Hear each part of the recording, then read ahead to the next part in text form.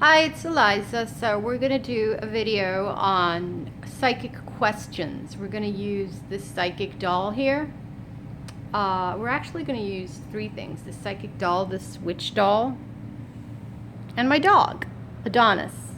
So our two customers are Adonis and the Wicked Witch of the East. And this doll here is the psychic.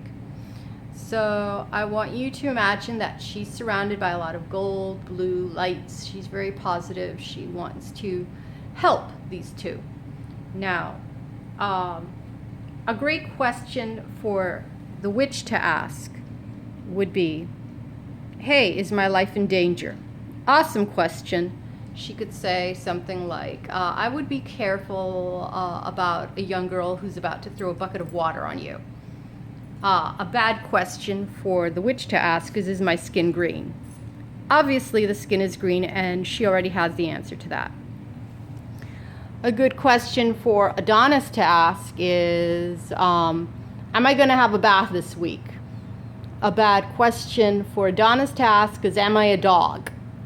The really energy draining questions are the ones that are really, really obvious.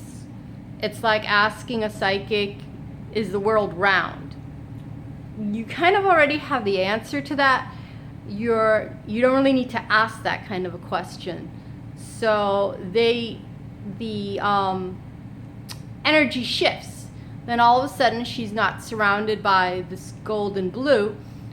Her energy becomes denser, more like the color of the switch, because now she's a bit aggravated. Like, well, this is an obvious question. Why would you ask that? Another example I'm going to give you is I had a friend who's an awesome tarot reader. And what I would always ask her is, who am I and who is my soulmate? And when I asked that question, I didn't mean on earth. Like, am I some other entity? And am I married in another life? And she always gave me the most remarkable answer. But I would never ask her, am I a witch? Should I join a coven? Because pretty much I already had the answer to those questions. I wanted something that my spirit was drawing me to.